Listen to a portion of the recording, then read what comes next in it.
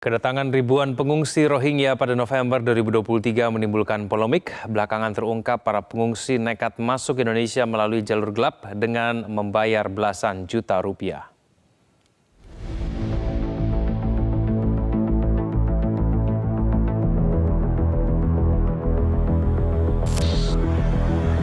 Kehadiran pengungsi Rohingya mendapat penolakan keras dari warga kota Sabang, Aceh. Warga meminta para pengungsi agar dipindahkan segera untuk mengantisipasi terjadinya gesekan antara penduduk lokal dengan ratusan imigran.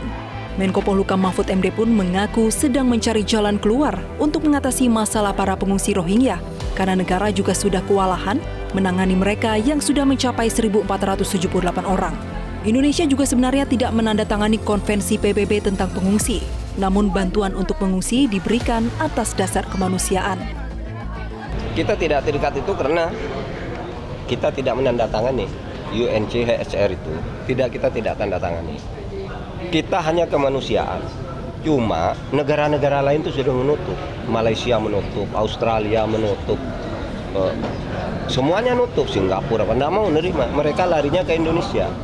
Maksudnya mau transit, tapi lama-lama menjadi tempat tujuan pengungsian, bukan transit. Karena biasanya mau transit untuk ke Australia. Tapi dia berhenti di Indonesia dan tidak mau keluar lagi. Jumlahnya sekarang sudah 1.478 orang. Dan orang-orang lokal, orang Aceh, Sumatera Utara, Riau itu sudah keberatan ditambah terus. Kami juga miskin. Kenapa ini terus ditampung tapi gratis terus? Nah, kita sedang mencari jalan keluar tentang ini. Sementara Badan Pengungsian PBB atau UNHCR menilai, pemerintah sudah memiliki landasan hukum yang jelas dalam menangani pengungsi Rohingya. Namun atas alasan kemanusiaan, UNHCR mendorong pemerintah tetap memberi ruang bagi pengungsi untuk bertahan hidup. UNHCR terus menyerukan compassion dan hospitality serta mendukung pendaratan pengungsi yang berada dalam situasi yang bahaya dan darurat dalam situasi di mana mereka mencari keselamatan dan pelindungan. Tentunya penyelamatan nyawa harus menjadi prioritas karena dengan kita menyelamatkan nyawa tentunya kita mencegah tragedi yang lebih besar bisa terjadi.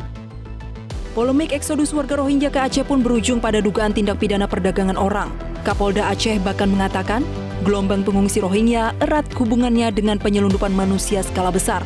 Nilai transaksinya pun ditaksir mencapai 3,3 miliar rupiah. Ini untuk Rohingya yang datang, ini tidak murni pengungsi yang terusir dari negaranya di Myanmar sana. Ini adalah pengungsi yang sudah ditampung di kamp pengungsi Cox's Bazar yang ada di Bangladesh. Ini hasil dari penyelidikan kita. Mereka membiayai dengan membayar kapal dengan awak kapalnya orang Bangladesh masuk ke Indonesia tanpa melalui prosedur yang resmi, sehingga ini bisa dikategorikan sebagai people smuggling, penyelundupan manusia. Membludaknya jumlah pengungsi Rohingya ke Indonesia memunculkan opsi dibukanya Pulau Galang sebagai lokasi penampungan sementara bagi para imigran. Namun opsi ini pun masih perlu kajian.